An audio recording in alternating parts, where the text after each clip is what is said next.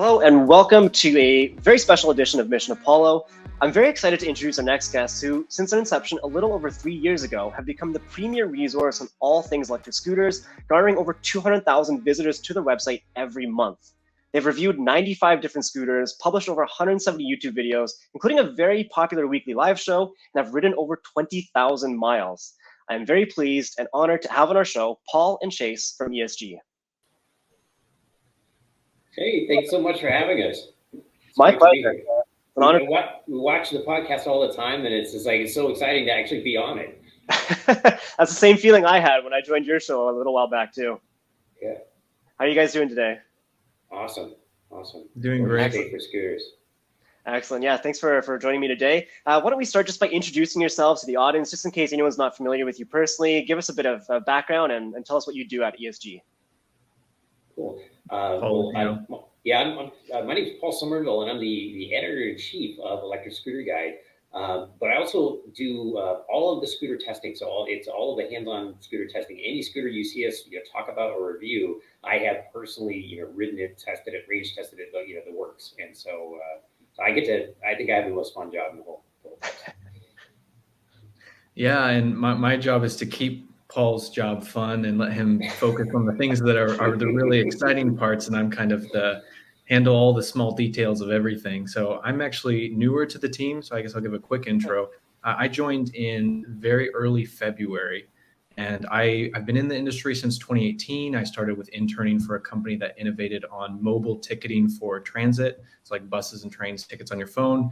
And then the whole scooter craze happened then, and I just got really interested. I helped a company skip launch in Portland, and I just got really interested in the space and reading. And so I actually claimed some at micromobility handles across the web and started I was really young at this point and just writing a little bit. But then in January 2019, which is actually when ESG's first video went live, and I actually did see Chuck there. I was at the micromobility conference, and this was the first major lightweight electric vehicles conference ever. And I actually left that conference as a member of the team, and I worked with them for almost 2 years. And actually, this is the same conference that Apollo just debuted the Pro at in Amsterdam. And so I got to spend some time with the team there, and we got a really cool interview with Chris and Elwa that I was literally right before this interview closing up the edit on. We can't wait to publish that. It's really great content. But yeah, so that team had the leading podcast and newsletter and event series and kind of thought leader influence in the space. So that was really great to kind of have that industry-wide view. Then I worked for Unagi Scooters for a bit, learned a lot about, I guess about growth and marketing and stuff, being employee number 15 and being there through Series A and or seed round and Series A. And then, February, there was this opportunity. I had known Chuck and Justin for a really long time. And it was just a perfect alignment. And it's been a delight to be on the team. Wow. I kind of forget that Chase and I have that skip experience in common. I've been with Electric Scooter Guide I'm coming up on 2 years with Electric Scooter Guide, but in the scooter industry for 4 years because I was with Lime prior to coming here, and before coming that, ran local repair operations for Skip in San Francisco. Oh, wow. Yeah, you guys have quite the resumes. It's very impressive, and you guys are definitely going to have some very good insights into the scooter industry and scooters in general. I'm excited to dive into this. You mentioned the Micromobility Conference in Amsterdam, which we all just kind of got back from, you guys, as well as Chris and Matt, our two co-founders, and Elwa. We'll get into that a little bit later for sure, but can we maybe start with a quick brief summary, a story of how ESG came to be? And Paul, you said you've been there for a couple of years. Chase, only since January, February, you said? Yeah. Can you maybe give a history of ESG and how it's grown so quickly? Well, I'll give a quick start, and then I'll pass it off to Paul because he's the one who's been there for longer. So it started with Chuck and Justin. They actually did their MBAs together. Justin actually has a PhD in photonics, the study of light. And so there's kind of random a little bit that he ended up in what he was doing, because he's really a technical mastermind. And so he was behind kind of a lot of the details and things like that. But so he and Chuck, Chuck and him, they just saw the opportunity in this exploding space and that no one was covering it. And they spent their side time doing it. And they've really, I I love what they started with ESG. I think the trustworthiness at the very core of the brand, I love that, and that's something that we're doing everything we can to preserve. They actually started, and Paul's a core piece of this, started like actually the only like third-party data verification of performance in all of micromobility, not just scooters. So and then doing that with like professional, testing equipment for all of these, and having, repeatable processes across all the different scooters. That's something that they've done exceptionally well.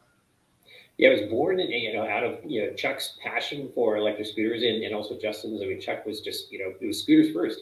He loved scooters and wanted to share that with people, and was just learning more and more about them, and wanted to share the knowledge that he got together. And then Justin brought the scientific side, being the PhD that he is, brought the scientific side to things and the analytical side of things, which I've helped carry on. I have a degree in physics myself, and so we're very scientific about about what we do. And then just being so passionate and so early in the whole scooter explosion.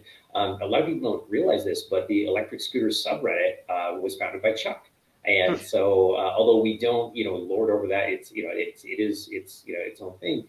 But he was in fact the founder of the biggest subreddit about electric scooters. Wow. That's awesome. I feel very underqualified now, but that's okay. Well, that's the great thing about scooters. It's still early for everybody, so we're all still in super early. It's incredible. Sorry, go ahead. I was going to say something good about Paul. I mean, Paul is one of the most unbelievable talents I've ever worked with. He's such a joy to work with. Always such a good attitude.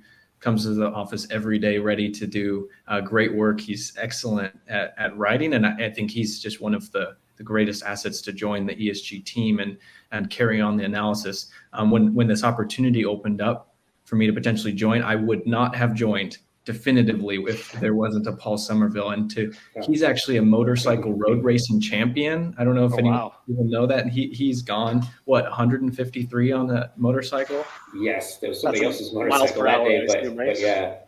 I've been through it all on motorcycles. I've been run over. I've crashed like a dozen times on the racetrack, and so it's anyway. I love scooters, and it's just being on two wheels and the freedom of never getting stuck in traffic. It's amazing. It's exhilarating for sure. Don't have my motorcycle yet, but one day I'm hoping to get there. But that's crazy. Over 100 miles per hour. I'm assuming, right? 153 was the fastest I've gone on a. We'll get our fact checker to convert that to kilometers afterwards, but it sounds incredibly fast. Can we talk a little bit about the review process? I don't know how much you guys can divulge about like how you choose which scooters to review, like what steps you go through to test them, and how long maybe it takes to. Well, I'll talk about how we choose, and then I'll put it over to Paul we're happy to share all of this. This is at the core of our brand, like how much effort that Paul puts in. He puts a full week plus of effort into every single scooter, and I see it as my job to preserve that and help that level of research and intensity continue.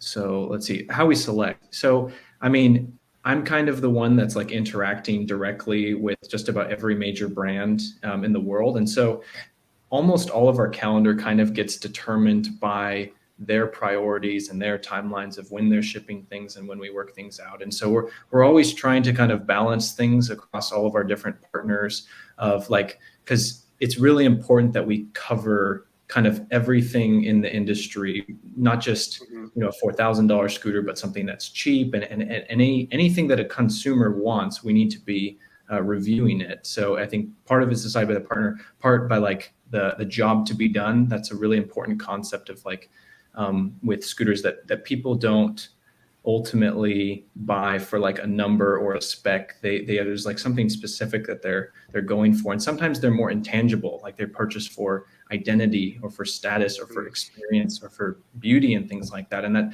those are the types of things that I think Apollo specifically understands very well. So I guess that's how we select. Yeah, and then when it comes to the testing, I mean, it's a full week, as Chase mentioned, and there's a couple intense days of really hands-on. It's like finding how far it will go from full charge until I push it back to the office.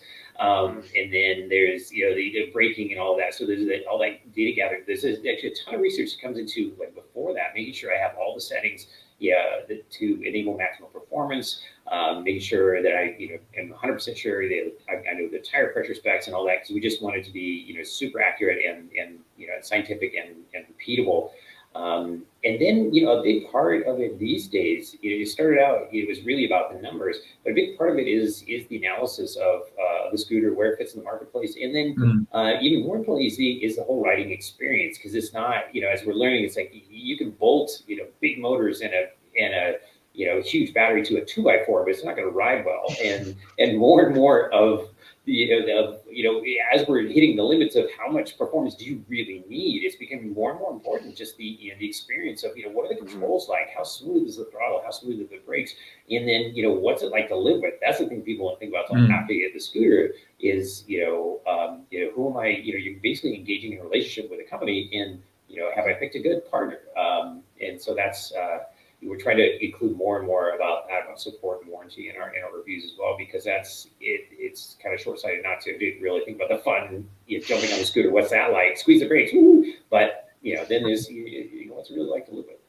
Yeah, that's amazing. And you guys have reviewed over 95 scooters. That's quite a lot, especially in 3 years. Can you tell us a story about like what's the most fun you've had while reviewing a scooter? Maybe not necessarily the best scooter, but the most fun you've had.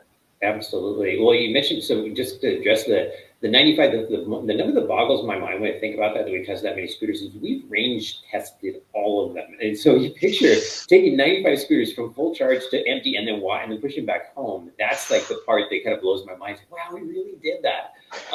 But experience, it's funny that I'm glad you asked this question about the experience, because it happens to be an Apollo scooter.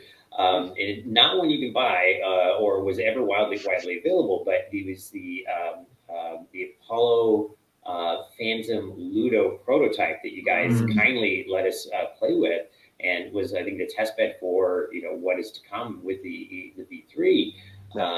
And that thing kind of blew our minds, because we didn't expect sort of beast level performance out of what we call a light heavyweight scooter, which is like an 80-pound 10-inch tire scooter. And so when we went out to the hill climb test to do it, I mean, it's a 200-foot long hill with it's 10% incline, and it's got a stop sign at the end of it. And we've never had this problem before, but you have to keep it pinned until you hit the 200-foot mark. The problem is if you're going nearly 40 miles an hour, when you get to that point, you can't possibly stop before the stop sign. And so we learned quickly we had to have someone out there blocking traffic, because you're just going to come flying into this intersection on the brakes, and then and then the curve actually at the other side of that intersection comes up really fast. And so that was like the first time that we really encountered that was with the Pro Ludo, and it was wow. And that's become our standard practice now for big scooters. Now we actually because of that scooter, we now kind of close the intersection for a second and do that. I was going to say your favorite review is the Macwheel MX Pro, right? Oh, yes. The one I tossed in the dumpster. It was so fun, the line that Paul came up with, where he's like, it's portable and lightweight and easy to tuck it into a dumpster. That was so funny. We've been trying to have some fun with like some of our reviews and add some more character to that. It's especially important when you have more of an identity of a brand, of being credible, and like the verification layer of industry and things like that, to like with the Anyhill, just like how Paul's out doing ballet with one hand, showing off how stable it is and things like that. Yeah.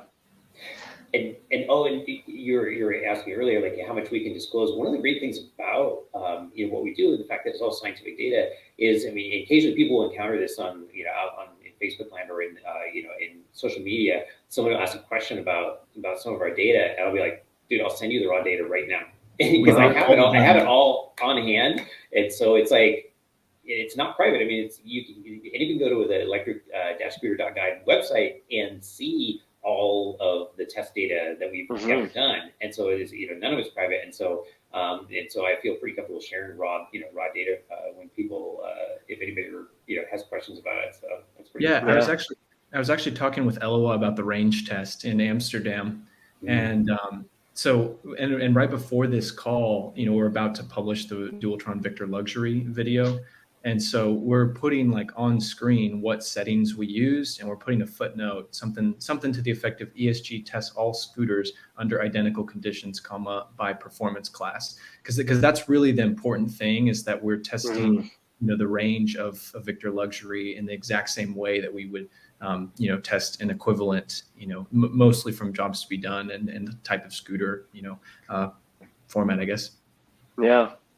That's awesome. And how do you guys decide who is going to take over like the hosting of the review? Because sometimes it's yourself, Paul. Sometimes it's Chuck. Do you guys have like a hat you pull names out of to choose, or? Well, yeah, you go. Oh yeah, these days it's been primarily me. I mean, Chuck and Justin actually both had babies within their first babies within weeks of each other, and so and really earlier than that I was already taking over the bulk of the reviews, and so I'm really the primary reviewer now. But then there's certain subjects like top 5 for heavy riders, and Rainier was the obvious choice for that. And but we do love bringing other voices and other perspectives to kind of round things out from time to time. And really it's as much as we can get Rainier on camera, because we love him on camera. The audience loves Rainier, and it's just a matter of how much we can get him to do, because he does have another job, which is being behind the camera. But yeah, it's always a lot of fun when we get him to do it. Yeah. Yeah, we were thinking of having him on as well to talk about like big dog reviews of our scooters. We're making a video right now about the Ghost and Phantom, and the kind of performance people can expect if they're in that big dog classification. So look out for that soon. Okay, so we talked about single-handedly created the segment, him and our beloved Vosk. So yes. Yeah, it's a good resource to have, because like most scooters, they're reviewed with a rider of about 160 to 180 pounds on average, but obviously that's not the only weight class of people, and so you need to be able to know. And maybe we should even talk about that too. Like, what's the algorithm, or what's the formula to determine what kind of loss of performance you might get based on additional rider weight? I didn't really prep you guys for that question, but if you have an answer, I'm interested. That's a great question. We're actually just getting ready to dive into some research on that, where we're going to do some testing with different weights. In the past, we've done, in fact, this is an interesting story. Back when Chase was at Unagi, he commissioned me to do some tests of hill climbing. It's the only scooter we've ever done it on. A test of hill climbing at different weights, and I didn't realize what I was signing up for, because I weigh 165, and by that, and we did my weight and then plus some number and then plus some other number. I can't remember if it was 200, 220 we got up to, but I had a backpack full of dumbbells, and I'm out at the test hill, and I'm just about just even getting there was treacherous because I'm so top heavy, but we got some great data, and so we've just started to crack that, and I've seen in an obscure, actually it was the app for the worst scooter we ever tested, the Macro Pro. They actually had one really good feature, which they let you dial in your weight, and it would tell the range remaining, and it worked. It actually hit my exact range for my exact weight, which I was shocked. And so I'm really looking forward to seeing more things like that. But it's the data gathering is pretty. That's going to be a big job and I'm sure a lot of people are going to be working on it, us included. I think we're going to be able to do more content about questions like that, for the sake of the industry, especially as we go into kind of the winter season when things slow down from a scooter sales perspective. Because right now we just have this endless traction of everybody wants to review our scooters, and it's so hard to balance all of it. So it's basically like a review a week. But yeah, just double, we're reviewing at double the pace we used to. So if you're if somebody's waiting for a specific scooter to come along, they're gonna come in at rapid fire now.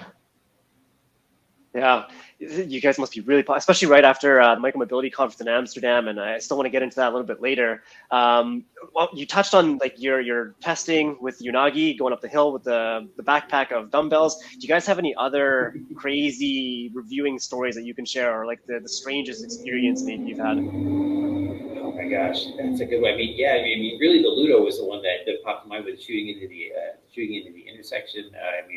There have been an occasional flat tire pushing things back to the shop, but and then the other one would be something like the NAMI scooters, just the same sort of thing where you don't really know what to expect, or getting into crazy top speeds, breaking 60 miles an hour for the first time on the big one of the big Wolf scooters.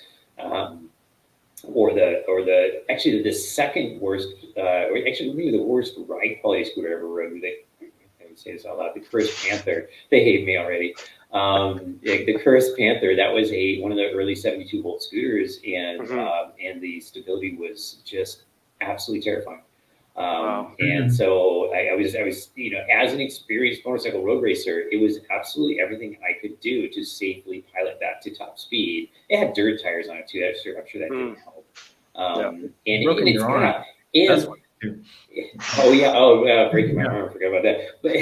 But the Curse Panther has exposed but that is an exaggeration. It's got to be at least 50, maybe 100 exposed bolts. Like these complete opposite of what Apollo's doing these days. And for good reason, what you guys are doing, because this thing, like bolt after bolt after bolt, you check it and you go, a third of them you lose.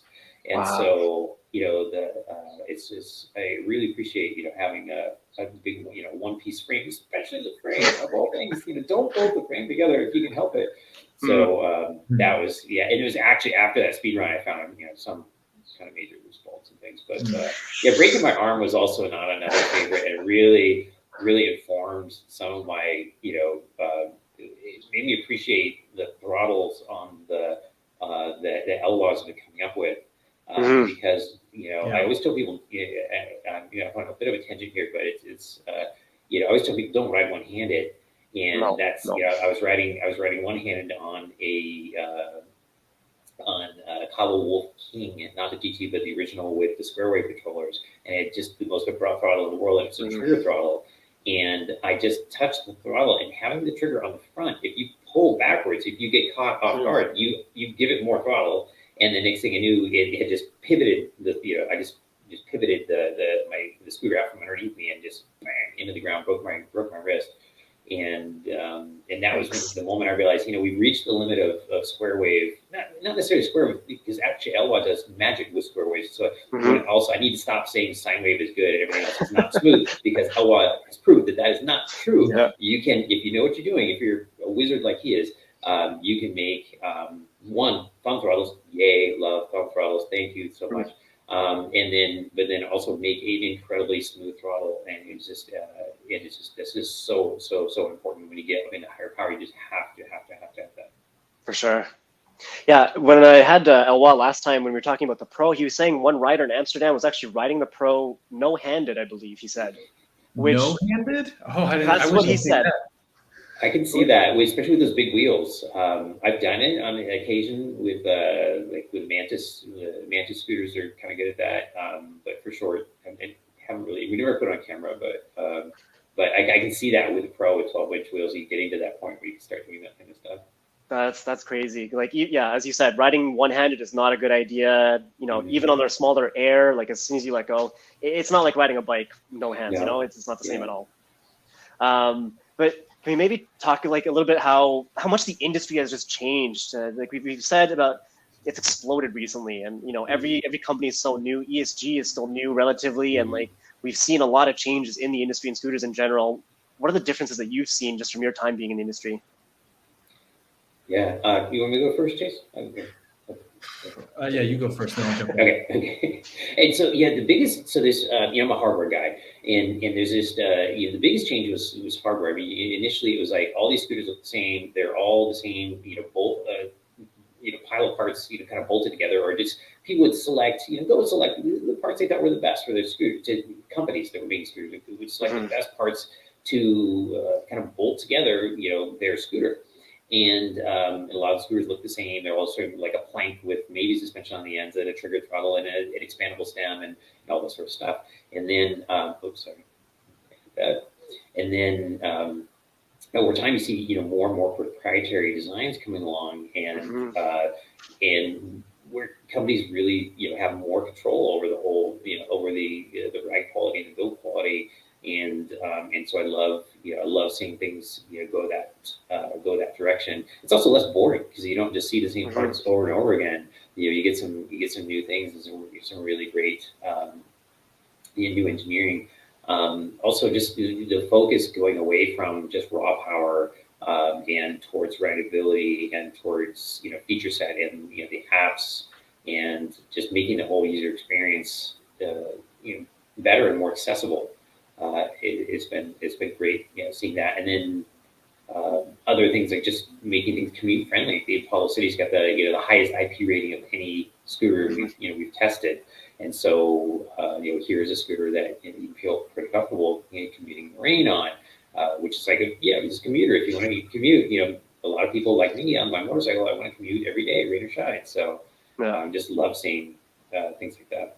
That's cool. Yeah, I mean, so in terms of where the industry is going, I just want to say, like, I'm not being paid by Apollo to say anything, I guess, but like, I just Apollo is really on the right track in so many different ways. And if you want to know where the industry is going, I think a lot of the decisions that Apollo is making are spot on. I actually was nerding out talking with Chris and Match and Eloy in Amsterdam for hours and hours on multiple days. After the interview, we just kept talking for forever.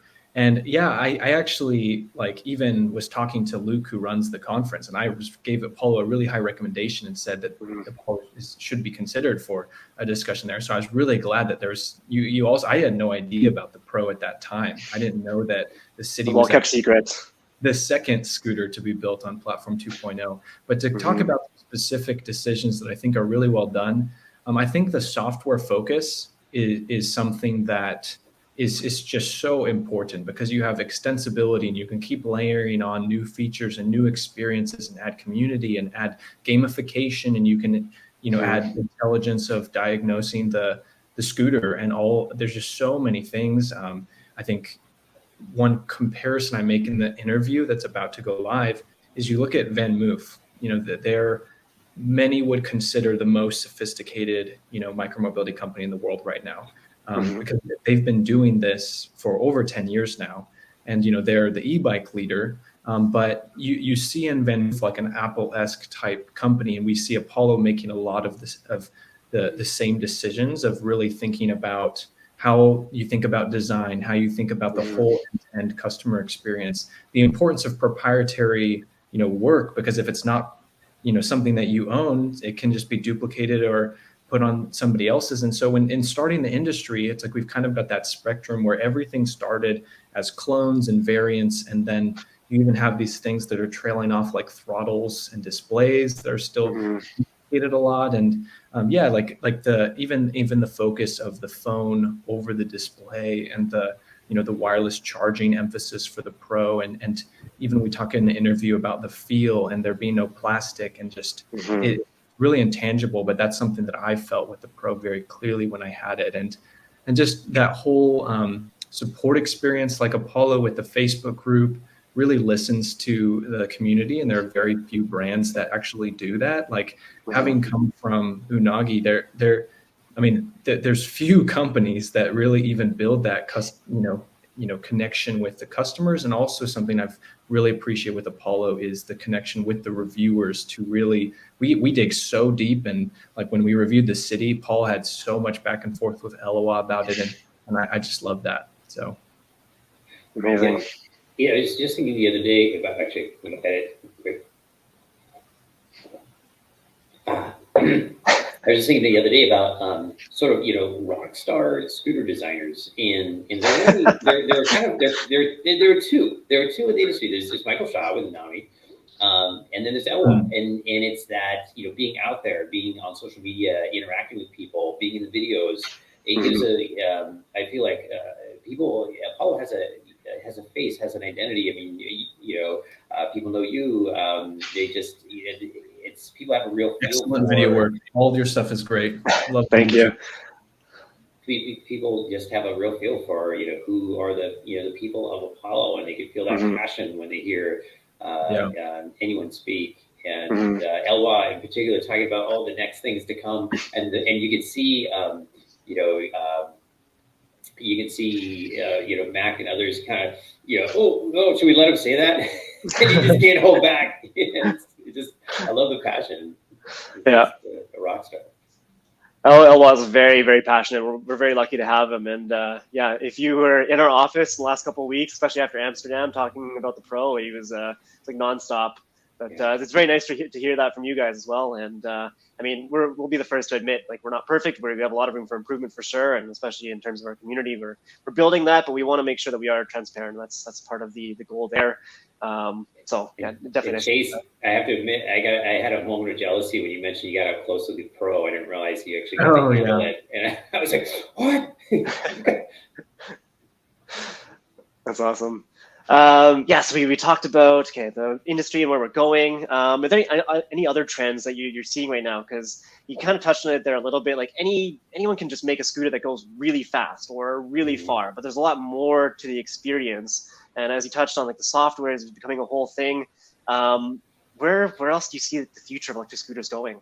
Yeah, I mean, I love where I see things going with so here's a great thing. So we saw it with the Phantom was like the first, like it was the big shot across everybody's bow and we called it out. We're like, this is a game changer. This is, look at this feature set. Everybody take notice. All of the scooter companies take notice because this is where it's going. This is what it's going to be all about. It was that change from being focused on just like, can we go 1 mile an hour faster? It's like, no, nobody cares anymore. That's not, we want something that's really nice to ride. And that was what the Phantom was. I mean, the display, the countdown of the miles remaining, all of these things. And then that continued focusing, into the Pro. And things like, okay, so now we've got good throttles and, very easy to control, very smooth, safe throttles, even on scooters that go very fast. We've got things like, I love the drum brakes. I think that was an amazing decision because while people get all crazy about hydraulic brakes and also hydraulic versus cable, and that's just wrong. I've done tests recently, like back to back, cable versus hydraulic. There can be very, very good cable brakes that get, incredible stopping distances, but you have to measure it to know that. Anyway, but yeah, the drum brakes. So hydraulic brakes can be very grabby. I love them, but that's for experts, they're really great. But you can really get them wrong also, and so that's something that more and more I'm seeing. Companies pay attention to is not overcooking that. Like stronger isn't always better, or more grabby, more just intense braking isn't always better. As long as you can bring it to the verge of locking with an average strength hand, you're in the right place. And so.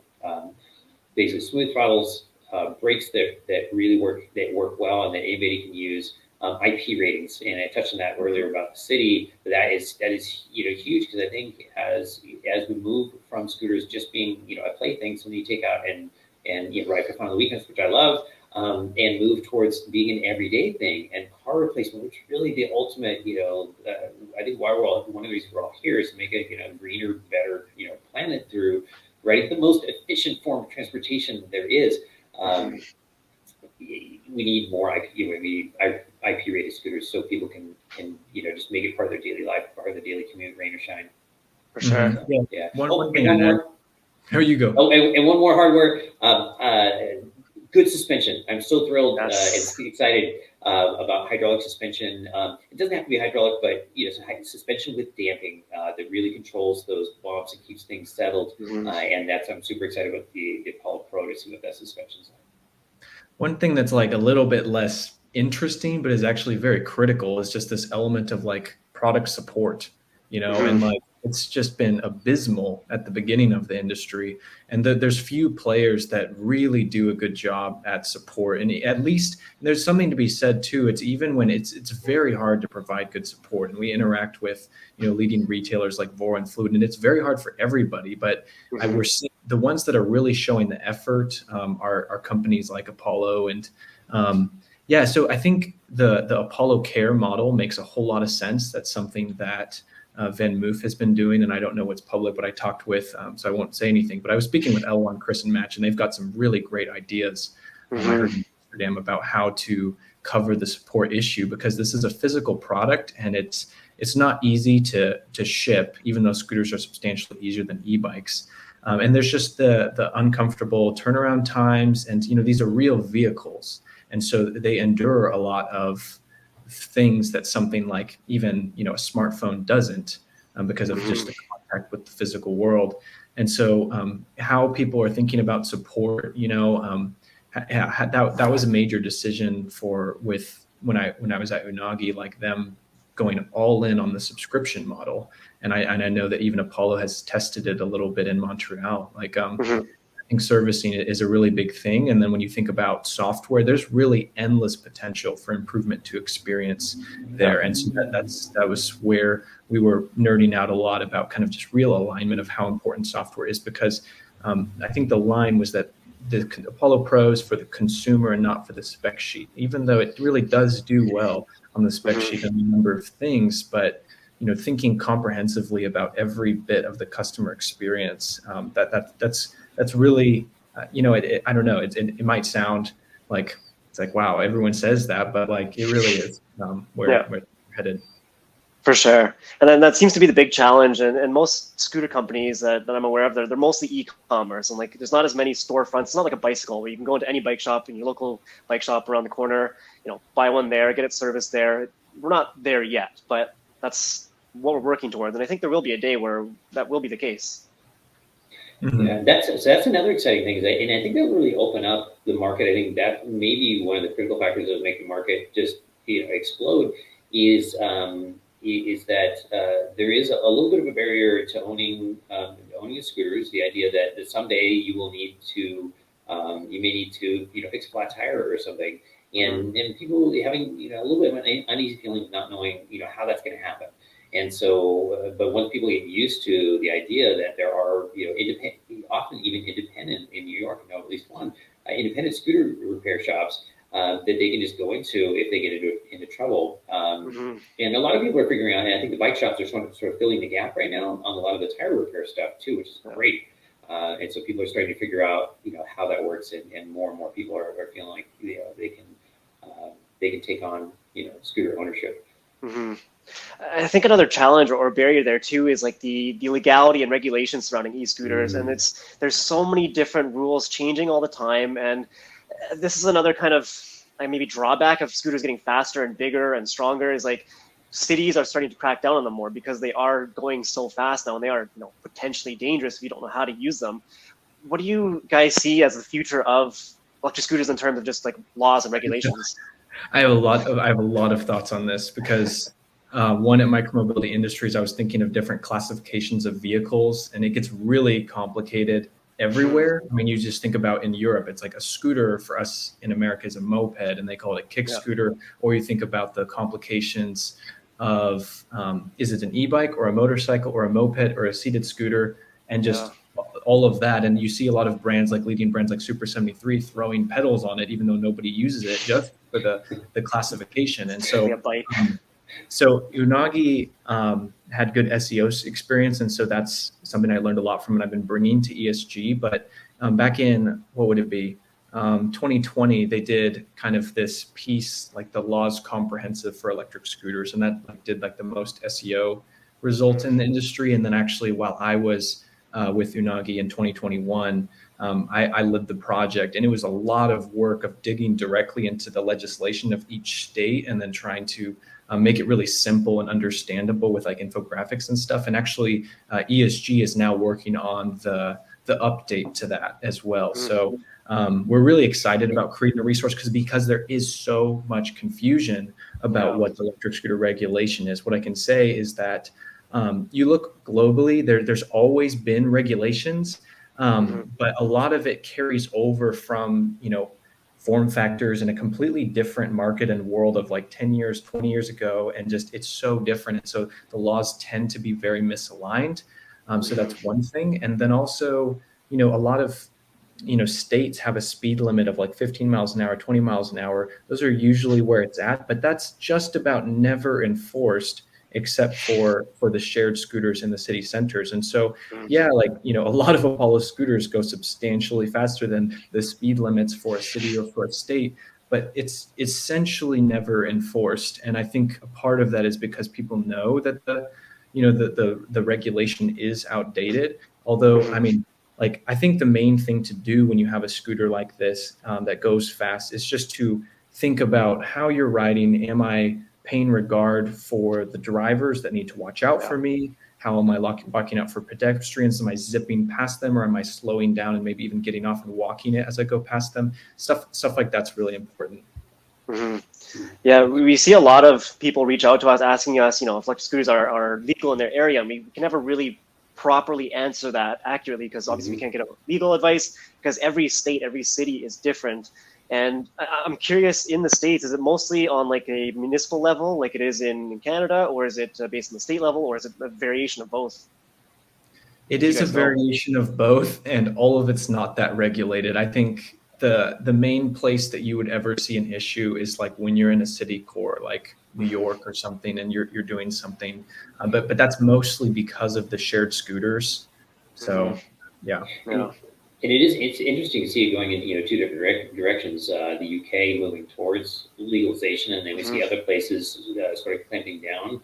And so, it's going to be interesting to see where it all shakes out. And unfortunately, it's just like Chase said, even if you know the laws, it doesn't mean you know the practical, how they're being applied. And so, unfortunately, oftentimes the best resource about what are things going to really be like out there in the world for me is the answers are unfortunately in forums coming from other writers to see what their experience is. And it's exactly like Chase said, if you're in many places, even where they're not technically legal, if you're respectful and look like you're doing, if you're really trying to do the right thing, you'll often be left alone. Here in California, like he says, the speed limit is 15 miles per hour. Obviously, everyone's seen my 60-mile-an-hour speed runs out on the frontage road. I picked a very safe place. I'm wearing full protective gear, and thus far I've not been hassled, and there's a bigger fish to fry than to keep track of how fast scooters are going. That said, one of the things that really could trigger problems, and one thing I really want scooter riders to be aware of, is if people start getting hurt, and particularly you don't really care so much if the riders get hurt, but don't do that either. But if somebody hits a pedestrian, and on a fast scooter, going fast, and really hurts them, everything's going to change. And so that's the thing, you really have to keep in mind. It's a responsibility that, all scooter riders share, is to ride safely especially around pedestrians, because that's where it could all get taken away. Yeah, it's an unfortunate handicap that scooters have to deal with because of just the way that the press covers things. When one event happens, and it's just very disproportional, because even if for a car it happens 100 times, 1,000 times, 10,000 times more, because it's a scooter, it's really interesting for a press headline. There's going to be a disproportionate amount of violent reaction to different things related to scooters. And scooters, it's been interesting to follow that over the years, that because scooters have had such a hard hurdle to overcome, because in 2019, the scooter was really the biggest press story or tech story of the whole year. It was unbelievable. And there was all these parallels with people who were comparing it, scooters to Uber, and, Lyman Bird really were, by some ways of defining it, the fastest to $1 billion valuation companies in human history. And so there was just that insane explosion, and that just has left a poor taste in people's mouth. And it's such a mix, because it opened people's minds to micromobility in a really special way, and was a marketing exercise in a lot of ways. And so, that is been great, because, you try a scooter and there's all the issues, but then it's kind of like a mix of that would drive them to Apollo, but then that also might make them feel a little bit skeptical of it, because maybe their friends or family have negative perceptions of scooters.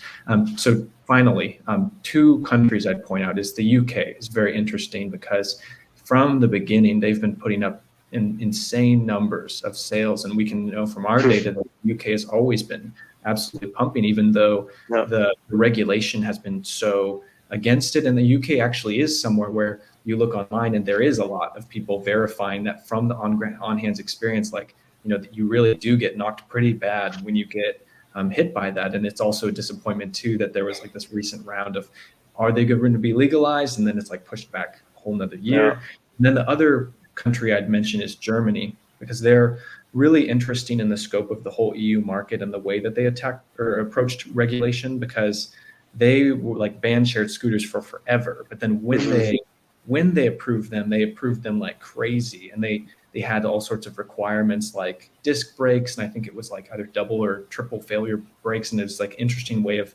defining it. They required license plates and stuff like that. So you see a lot of different scooter companies actually having to build, and actually all micromobility companies having to build fundamentally different products for the EU market. And so being able to make a product that can have those light variants and having the operational ability to support different models by country, that's probably not going to go away anytime soon because of the way that regulation goes in the EU.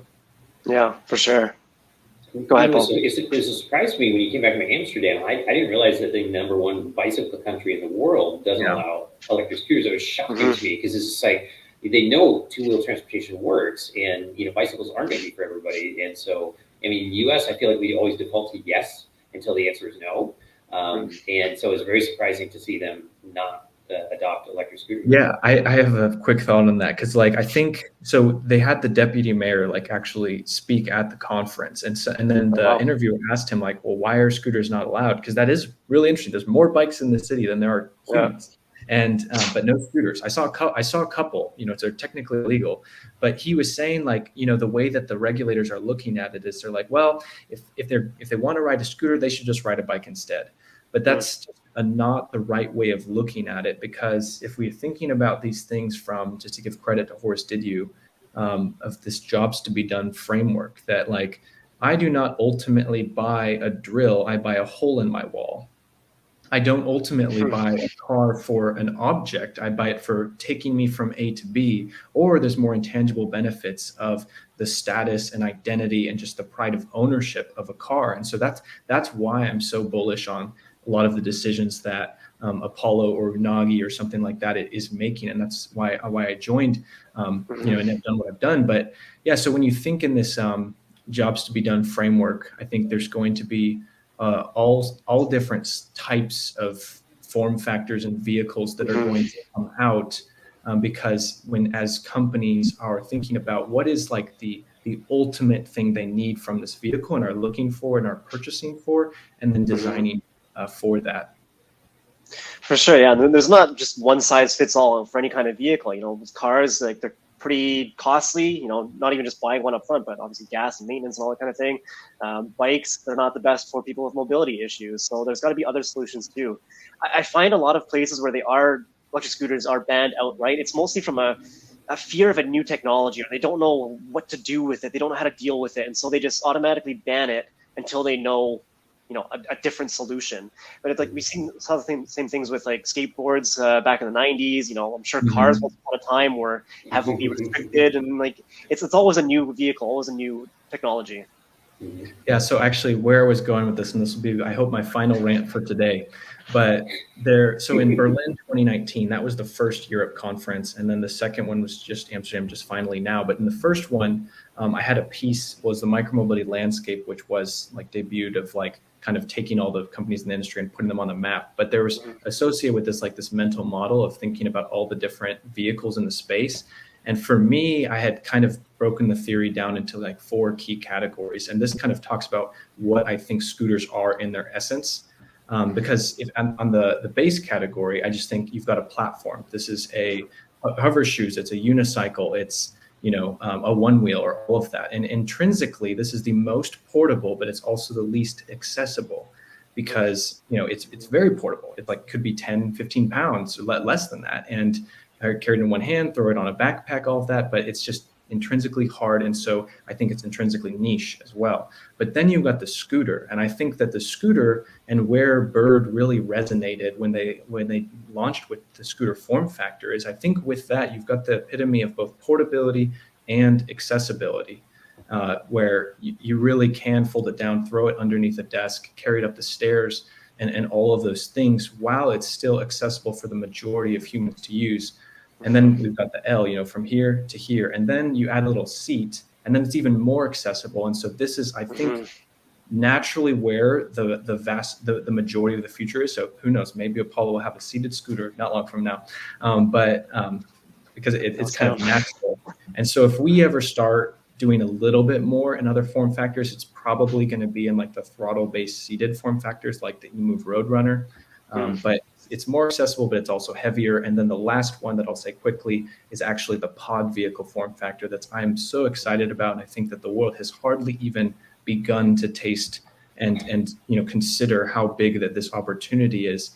Where you take this and you throw it a deck on it from jobs to be done framework. This gives you weather protection. It gets you hot cold protection and just makes it so much more applicable for a lot of different use cases. I think particularly in the American market where we're crazy car dependent, I think it's going to resonate more. And then my final thing is I'd say, don't think of it as a tiny car. Think of it as a weather enclosed e-bike or something like that. Interesting. So actually, Amsterdam is one of the leading places in the whole world for that form factor, and you see them everywhere. And they can park perpendicularly. Some of them are literally riding it on the sidewalk. And I was on the ferry, and they just took it on the ferry. Like it's odd. Yeah, it's one of those interesting. People think that the solution to traffic is, for the longest time, we build more roads.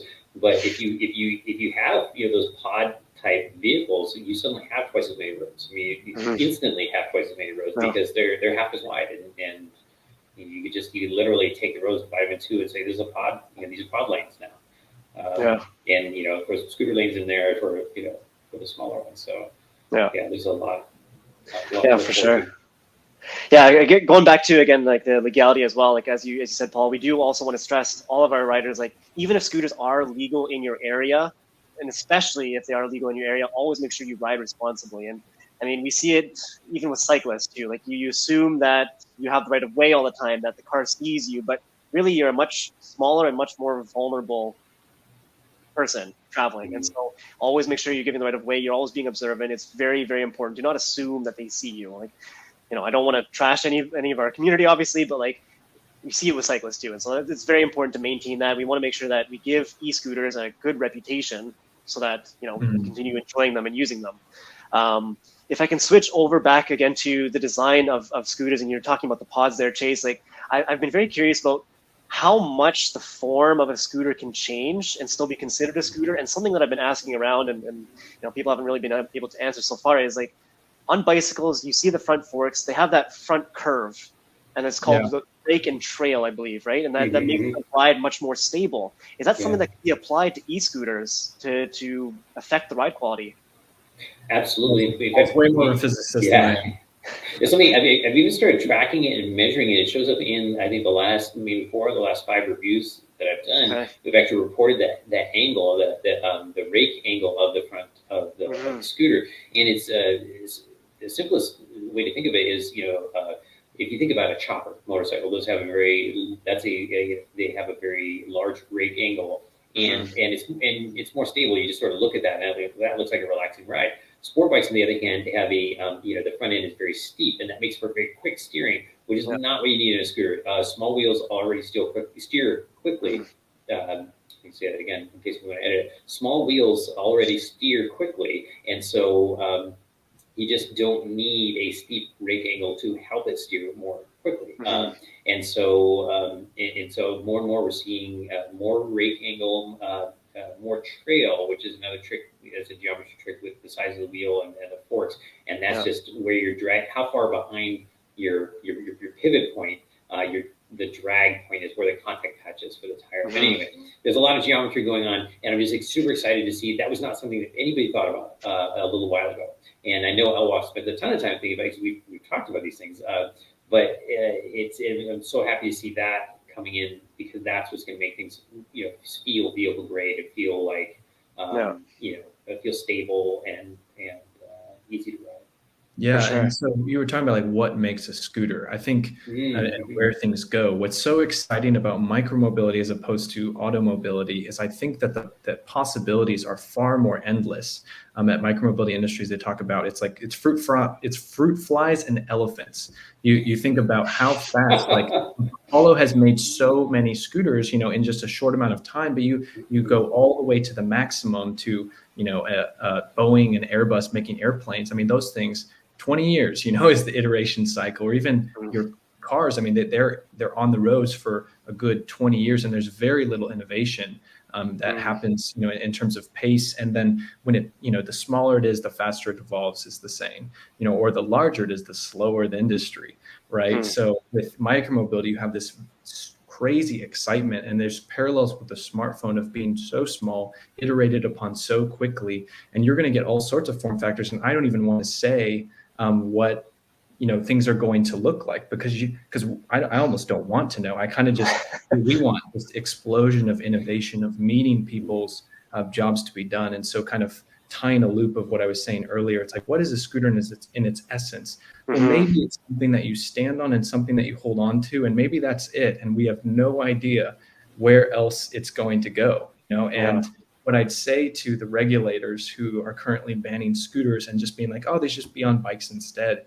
It's like, I think that this idea of understanding that in their essence, it's both accessibility and portability. I think at that point, that really opens the door to think rightly about what potential that these vehicles can offer to their cities and their people.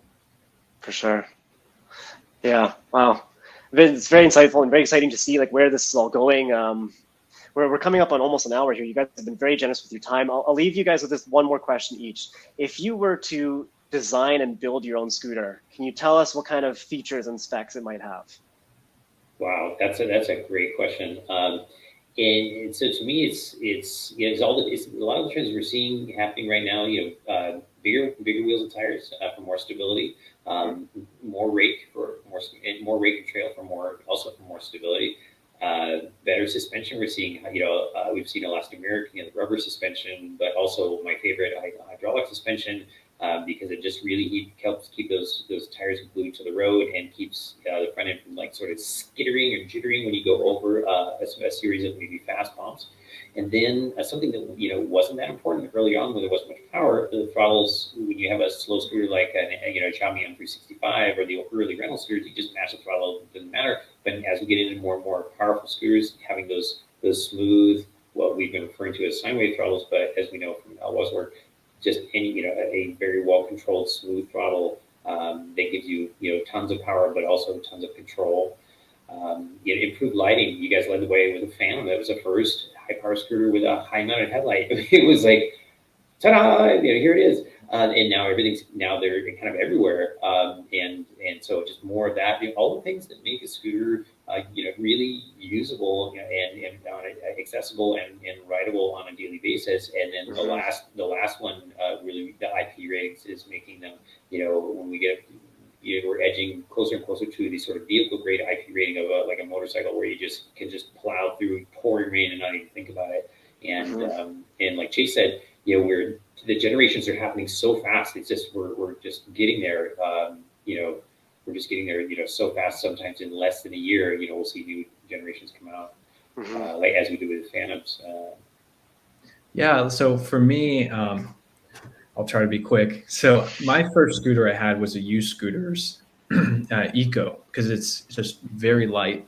And from, the portability standpoint, it's just incredible. And so for me, I think a scooter that's ultra portable is a really important design consideration, especially while infrastructures are weak and undeveloped in the world. You really do need to be able to carry it up and down stairs and stuff, at least in more my interest and use cases. I really like the Apollo City.